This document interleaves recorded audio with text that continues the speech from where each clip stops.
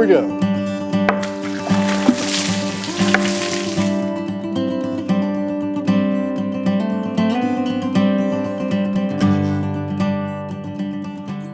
So welcome back to the sawmill, friends. It's a cold morning in Tennessee. Let's hook up the trailer and go get some walnuts. You guys hang in there. All right, guys, I got the mini excavator warming up. I think it's just about ready. We got to unload one walnut off the trailer, and then we'll load up and go get about 6 more.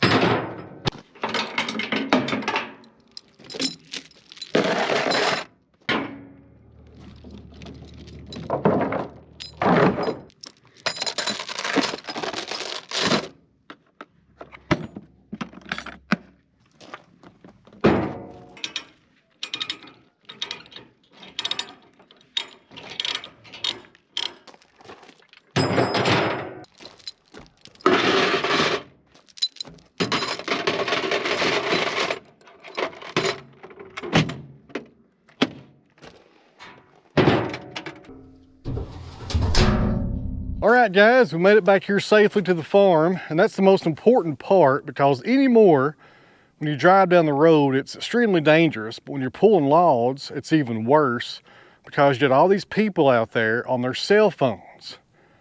My goodness, have some control over yourself and some discipline, and don't pick up your phone when you're driving. It's not that hard. Whatever is on the other side of that phone can wait till you get somewhere.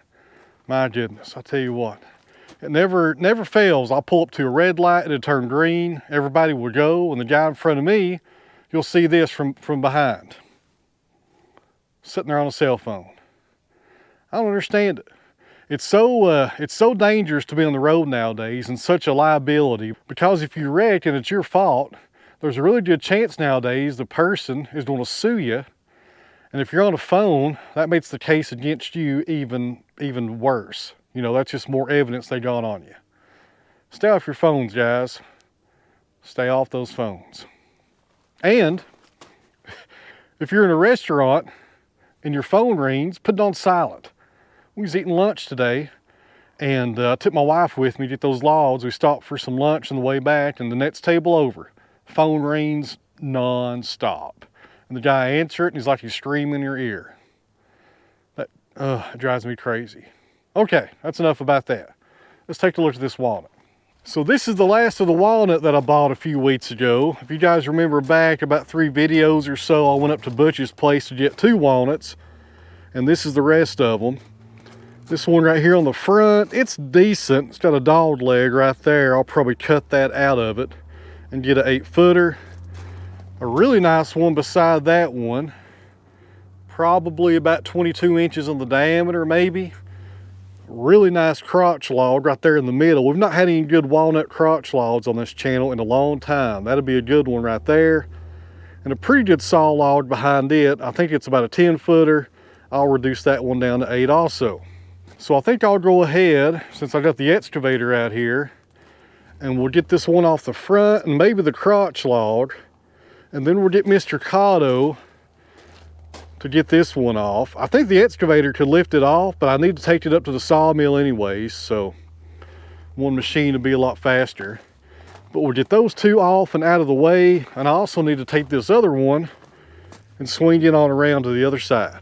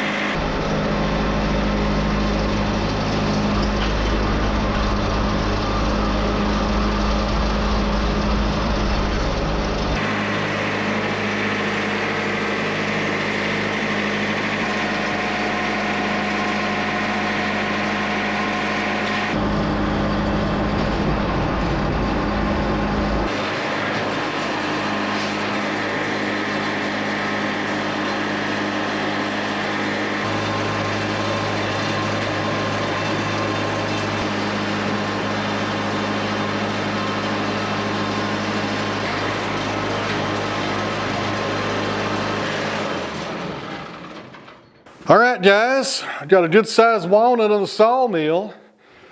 And man, it's been a long time since we've had a really good walnut log here on the mill. Now, for you guys that have been watching the channel for a decent amount of time, this was my bread and butter there for a while, was nothing but black walnut and a lot of crotch logs on the mill. This should be a good one. Now, there's no crotch in this log, but it should have some amazing slabs that are produced from this log today because there's no knots, guys. This was the butt cut of the tree, and I can't see a knot anywhere. I looked all the way around it. There's no cap faces. A little bit thick on the sapwood, but that's the only thing I see that I would change if I could. So a really nice log. Let me show you guys something I had to do down here on the front because I didn't line it up with my toe boards. All right, guys, I missed the toe board, which is this thing right here that raises the end of the log up to take out your taper. I missed that by about 6 inches. So what I did was I used my clamp to raise this log in the air, and I had some dunnage up here, and I slid that under it to pretty much do a makeshift toe board, and this will work out just fine. Once we flip this log over, I'll take this out and get rid of it.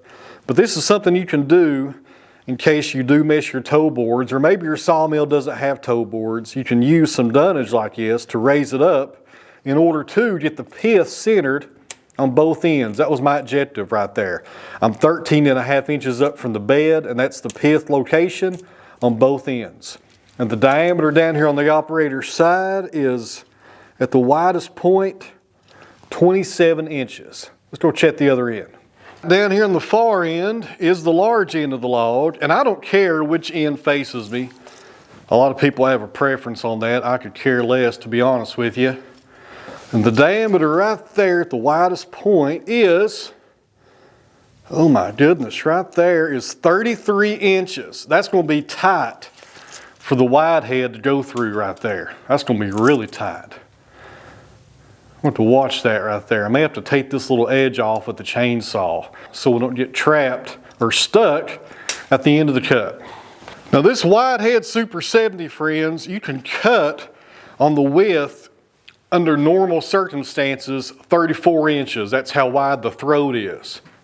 Now on my sawmill, I got the high performance blade guides, and what that is there's 2 blocks on the top and the bottom of the blade on each end where the blade guide rollers are located, and if your blade tries to wander, that will keep you flat. So that's why I have those on there. They're a really good investment, and they're a couple $100. They're pretty cheap. So if you have those on your sawmill and you have a wide head, you lose a little bit of cutthroat because of those.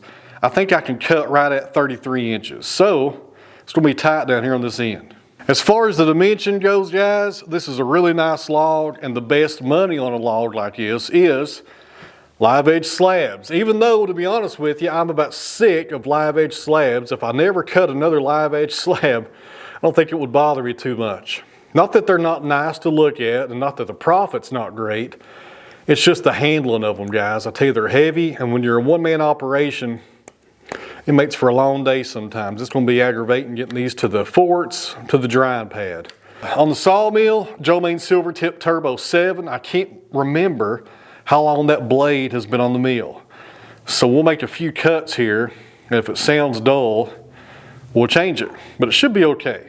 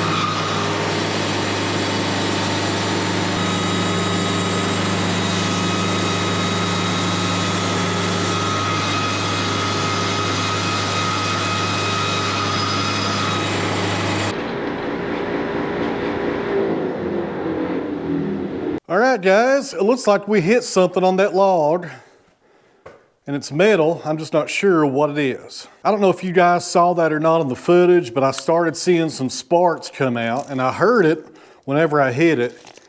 And we got about, 13 inches left out of that cut. And there's no going any further, guys. I throttled down, I throttled back up. It started hitting whatever that is in there, and it's just not going to go through. I looked at my teeth on the blade. That blade right there is shot. The teeth are broke off, so definitely something in there. Maybe a spike, I don't know, but it's bigger than a nail, unless there's like 20 nails in there in like a cluster or something, because there's something in there that will not let me go any further, and it damaged the blade so much that blade is trash. And that's not happened in a long time, guys. Usually when you hit a nail or some kind of metal, you'll know it by the sound, but you can finish your cut. I can't go any further with that cut, guys. I tried. It was not going to cut through it. So here's what we're going to do. We've got the grinder. We'll make a cut right here and on the other side so we can back the saw head out of the way. Come in here with the chainsaw and cut straight down close to here and go from there. I don't know. These days right here are not fun, friends. I've not been stuck in a cut like this in a long time.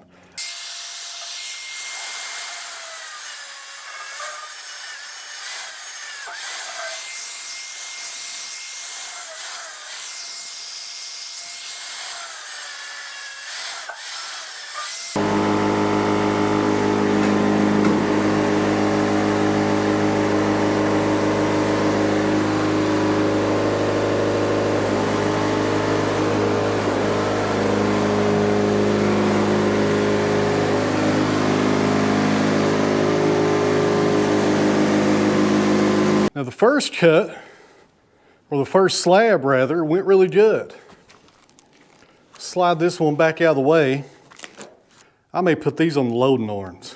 That'd be a lot easier than trying to drag them back.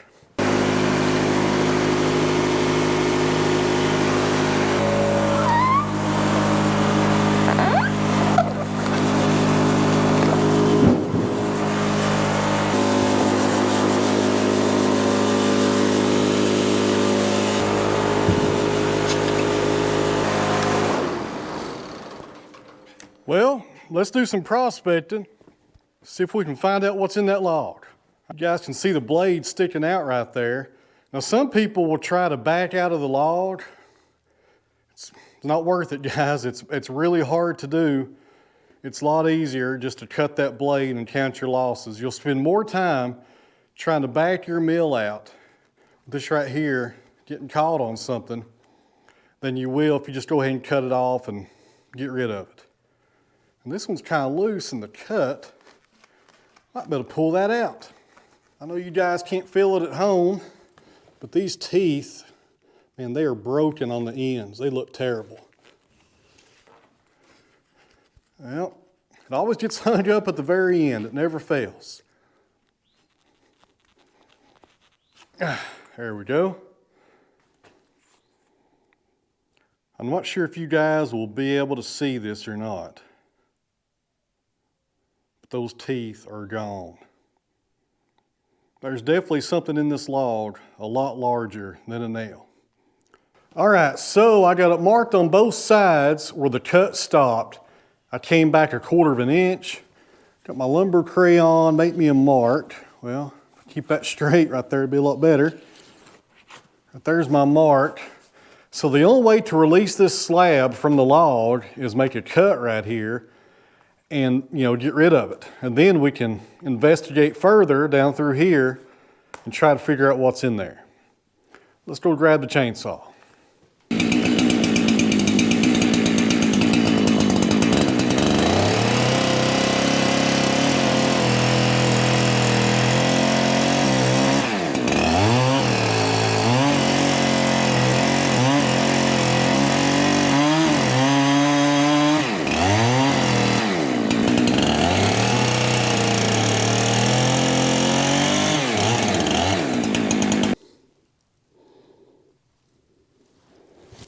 I can see it right there. Whatever that is. Got a wedge right here. I did that off camera. It was pretty loud in here hammering on that thing. We'll use the log right here and see if I can get in this little gap, wedge this up and break it. I don't want to cut any more down there at the chainsaw. I'm pretty sure I ruined that chain just then. So try not to mess up any more tools here today if I can help it. Broke free down there.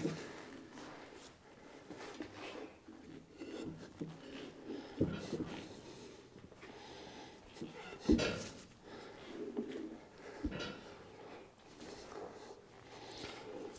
feel like I'm up here doing deadlifts.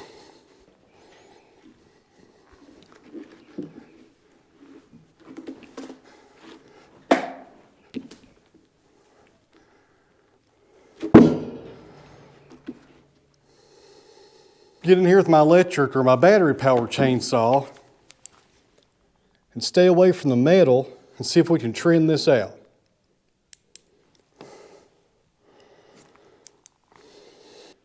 I can see it right there. Put my flashlight and I'll try to stay away from that.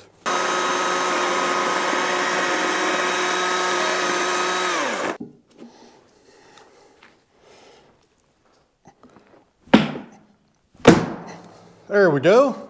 Finally.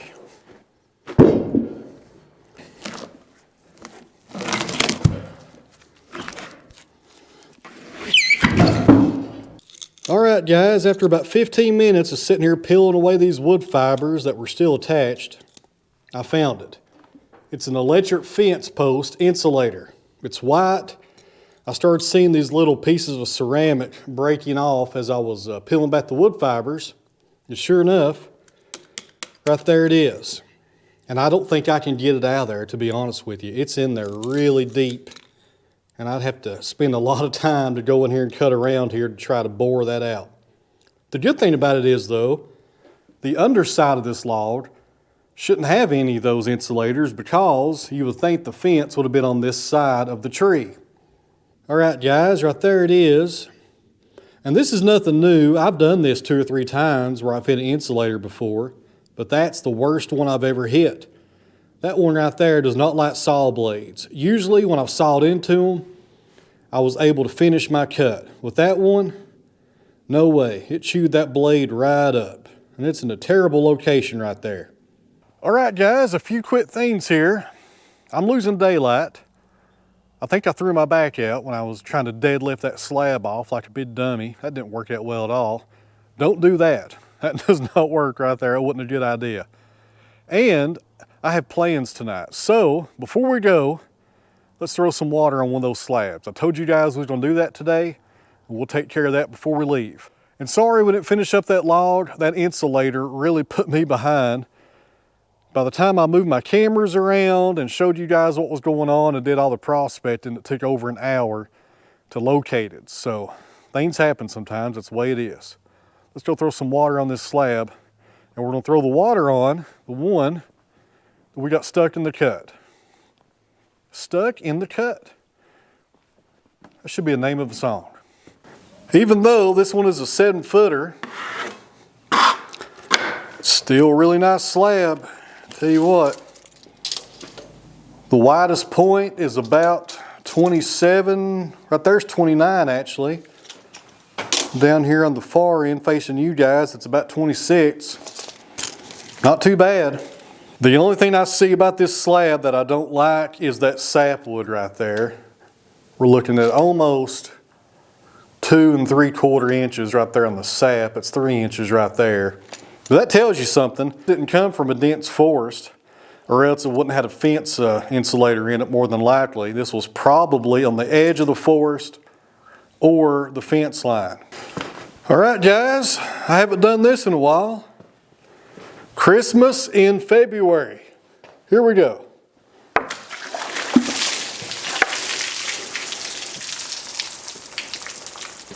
I think I lost my touch. Half of that water went on my leg. My goodness. Looky there, friends. This walnut has some curl to it. I was not expecting that. That makes it even more valuable right there.